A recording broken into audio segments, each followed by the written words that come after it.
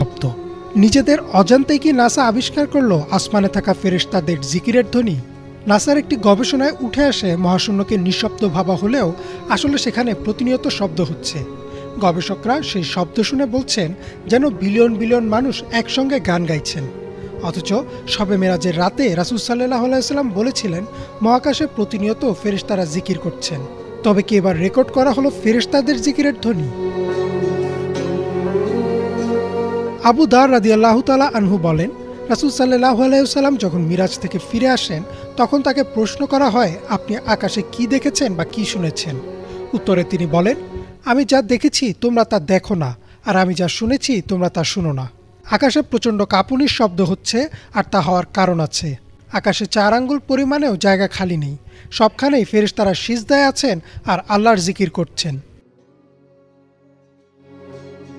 রাসূল সাল্লাল্লাহু